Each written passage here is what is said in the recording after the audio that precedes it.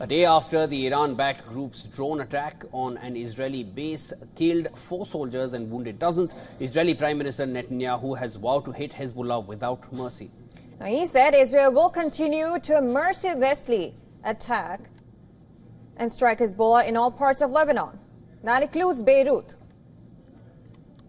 Netanyahu said it during a visit to the base hit by Hezbollah near Binyamina in northern Israel. I want to clarify, we will continue to mercilessly strike Hezbollah in all parts of Lebanon, including Beirut. All this according to operational considerations. We have proven it recently and we will continue to prove it in the days to come. The Israeli Defense Forces said it was targeting how the drone evaded its sophisticated air defense systems and hit the Golani Brigade training facility south of Haifa. Israel Army released footage of what it said are members of the Golani Brigade during military operations in southern Lebanon. Israeli soldier Amitai Alon, who was killed with 3 others in the drone attack, was buried on Monday with mourners crying over his coffin, wrapped in an Israeli flag in northern Israel's Agamon Hula.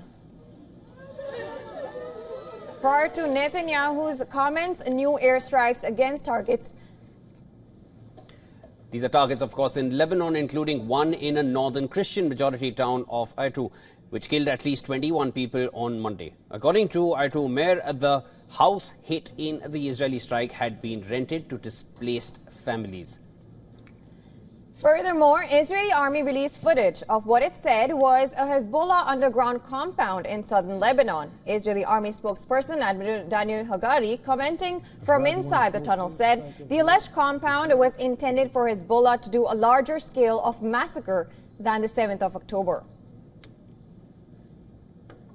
We're now in the bunker that we found underneath a Lebanese house in a Shia village only a couple of kilometers from our border.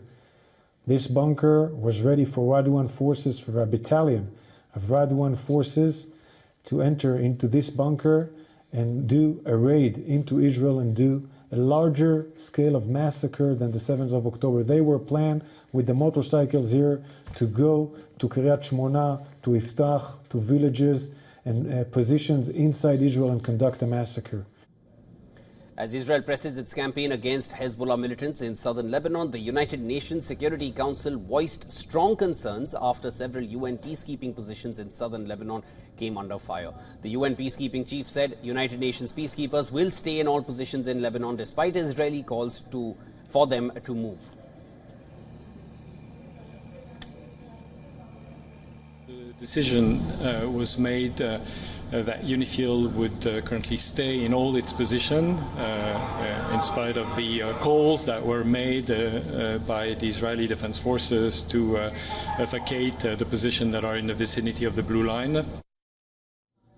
Though the Israeli Prime Minister has rejected accusations that Israeli troops deliberately targeted UNIFIL peacekeepers in Lebanon as completely false and repeated a call for them to be withdrawn from combat zones. Hezbollah uses UNIFIL facilities and positions as cover while it attacks Israeli cities and communities. These attacks have claimed the lives of many Israelis, including yesterday.